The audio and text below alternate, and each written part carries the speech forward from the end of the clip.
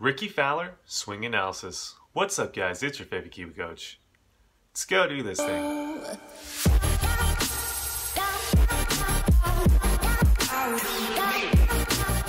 Alright guys, if you guys are new to Mike's OG Academy, we do everything you guys need to know about golf instruction, whether it be golf course vlogs, golf instructional videos, golf swing analysis like this one. Again, anything you guys need to know about golf instruction, we do it here. So if you guys haven't already, hit that little red subscribe button. You guys are going to be notified every time we drop a video.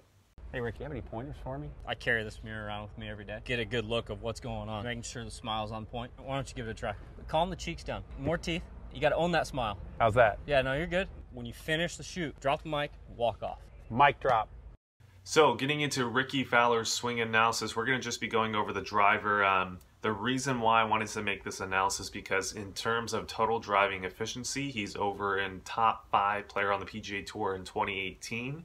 So he's obviously doing something right to get himself into positions to where he can score, okay? So we're going to be talking about mechanical ideas. What is he doing in his golf swing that I think is really good? As well as maybe some areas on why he's injured himself in the past. He's had some oblique issues.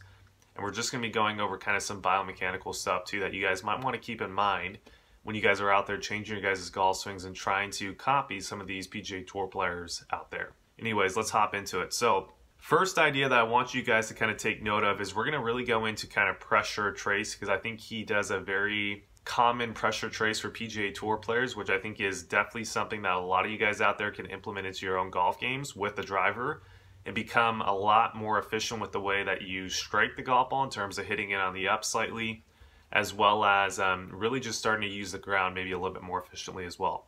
Now, disclaimer, even though we're talking about pressure traces that could possibly help hitting up on the golf ball, I'm not saying that Rickie Fowler was hitting up on this shot because he actually was into the wind on this particular shot. He actually might have been hitting slightly down, but you guys are going to be able to get a general idea and just be able to see kind of the visual around it of what he's trying to do with this pressure trace. So don't get over analytical on this, really just kind of delve into what we're about to talk about right here. So taking him back, right? So let's talk pressure trace. So as he starts going backwards into his takeaway position, we're going to see that Rickie has a very efficient pressure shift into the trail foot, right? Trail foot heel to be more exact. And as he gets into this lead arm position, I would say that he has pretty much all the pressure that he's going to get into that trail foot or trail heel instep that he's going to have throughout the whole swing, right? So let's say he's right around 90%. I don't know if those are exact numbers, but it's probably pretty close to where he's at. Now, as he starts getting to the top of this swing, we're going to start seeing that pressure is starting to shift back towards the lead toes a little bit. From about this section to this section, you're going to see a slight little pressure shift. Then as he starts getting into about right around lead arm parallel on the downswing, we're going to start seeing that the pressure traced is pretty much, this is probably the most pressure he's going to have on his lead foot until after impact, okay? So from this position, we're going to start seeing that pressure trace stable out, which just means that it's not really shifting either which way. It's kind of just staying pretty centered here. And then as he gets into impact, we're actually going to start seeing from about this position, the pressure is actually working back towards the trail foot ever so subtly. And then as he strikes the golf ball right about here, we're going to start seeing pressure going back into the lead foot. So this is how a lot of, pretty much all the PGA Tour players hit their driver with this type of trace, and that's something that you guys need to definitely implement into your golf swings.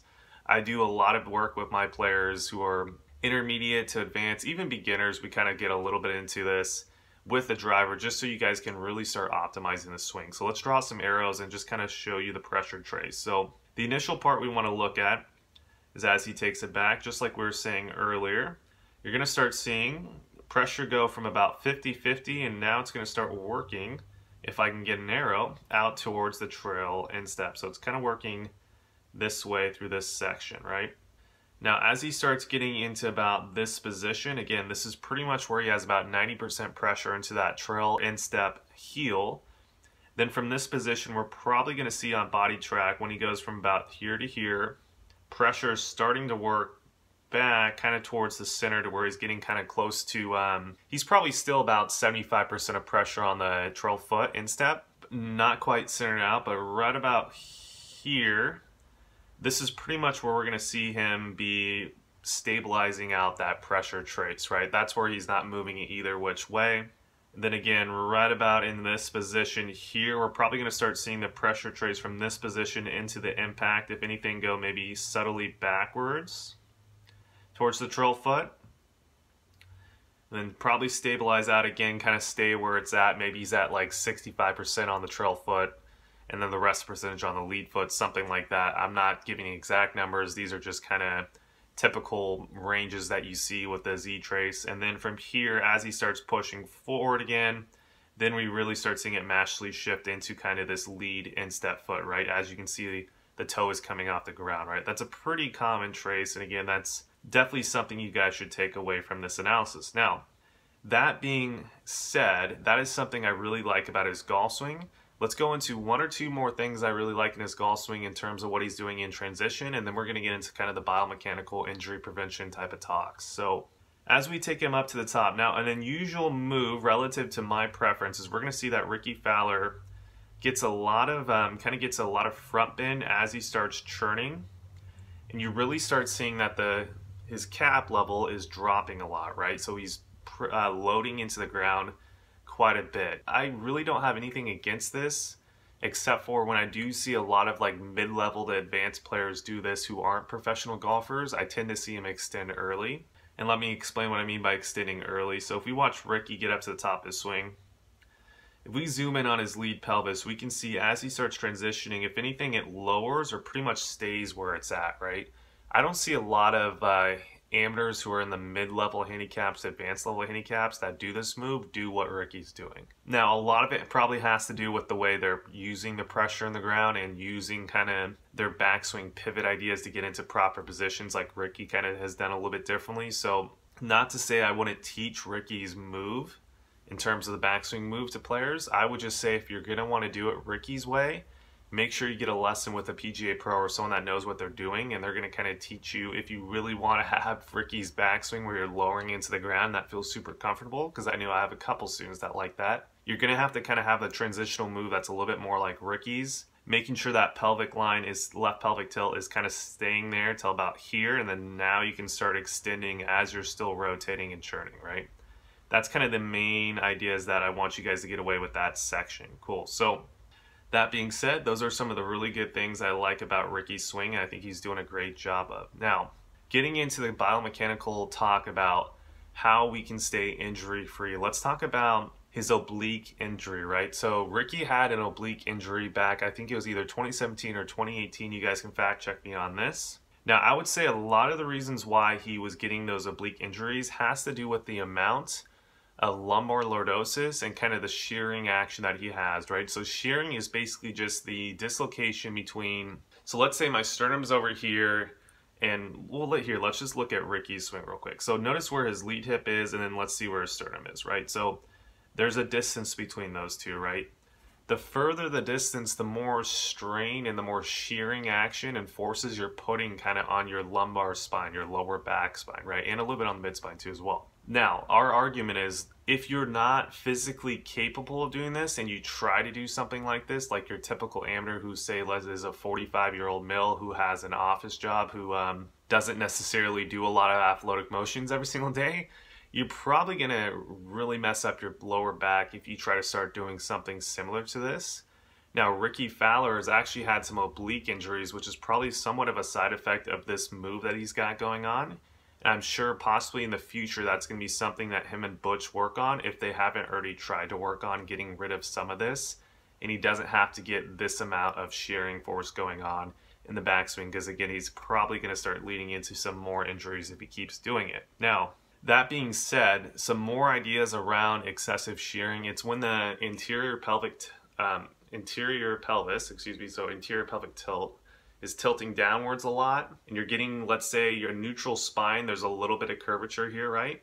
If you really start getting a lot of curvature there, i.e. what Rickie is doing right here, that's kind of that shearing forces. And if you get a lot of that and you're not trained to, your body's not trained to support that, you're going to start getting injuries, right? And even if you're have the best trainers and you do everything correct and you do the correct treatments and everything, over time, his body's not going to be able to support it, right? Because when you get older and older, you start losing kind of some of the mobility, the fascia isn't quite healing the way that it used to, type of ideas, and he's going to probably start injuring himself, and you're probably going to see this start going away naturally, which you do see with a lot of players. Like, you don't see Tiger, that's kind of a debate there, but you don't see Tiger probably doing as, Tiger looked a little bit more like Rickie does here back in his heyday, maybe in like 1997 to 2000, kind of 3-ish, than he is kind of now, where he's doing maybe a little bit less of that. Cool, so anyways, those are the injury prevention type of ideas. Overall, I really like what Rickie's done with his golf swing. I think him and Butch have done a great job of just getting the club head a little bit more out in front of him, using the body a little bit differently. I don't know if they taught, I'm sure Butch probably did teach him a little bit about some of these ideas with the body, but I know Butch is more famously known for, like, guys back when Tiger was kind of getting that club head stuck behind hands look in 97. He did a lot of work with Tiger with quieting the body almost and letting the hands start the downswing. So whether it was that philosophy that he did with Rickie as well, and then Rickie's lower body started working a little bit more the way that you see, I would say, a better, more biomechanically sound type of golf swing works, or whether they actually talked about the way the lower body should be moving a little bit differently, I don't really know, because I'm not in their camp, obviously. But anyways, Rickie's doing a whole lot better of a job than what he was doing when he was first coming out of the scene, and I think his swing, in terms of being biomechanically better for himself, is better than where it was. I think he's doing a great job. So let's do a little bit of review, then we're going to wrap this thing up. So in review, pressure trace ideas, right? Making sure that pretty much at this lead arm parallel position, all of you guys out there with driver are probably going to see almost all the pressure into, like 90% of the pressure into that trail foot instep heel, right? That's where I want you guys to be at that position. Now from this position to the top of the swing, you're going to start feeling a subtle little pressure shift back into the lead foot, right? Not an excessive one. I don't want you guys going to here then doing, going way over here, right? No one wants to see that. But there should be a subtle, from lead arm parallel to here, subtle little shift back into that lead foot right there. And that's what Rickie's doing right here, right? If you can really kind of zoom in here and look at that. From lead arm parallel to here, watch his feet. See how there's a little bit of a pressure shift back kind of towards the lead foot as it kind of goes downwards. And then from here, he's definitely pushing a lot of pressure into that lead foot. And then right around lead arm parallel, now we're going to start seeing that pressure stable out. It's not really pushing either which way. It's kind of just stable, stable, stable. If anything, pushing maybe a slight bit towards the lead foot here. And then right around this position, as he starts extending, we're going to start seeing the pressure pushing back towards the trail foot. And then right about here, it's starting to push through, right? That's a major take-home point for you guys. Second take-home point, too, is going to be the whole idea about the left pelvic tilt, guys. I can't stress that enough. No matter what you do, the left pelvis is either going to lower, or if you kind of do it the way Rickie does in his backswing, where he gets really low in the backswing, it's just going to probably maintain for this first transitional section, right? So pretty much right about here. So I always tell my players from the top of the swing to about just before position 6, or just before the hands get level to hips with driver, your lead pelvis should be slightly lower than the trail side pelvis. And then right around this position, then you're going to start seeing this thing start extending upwards.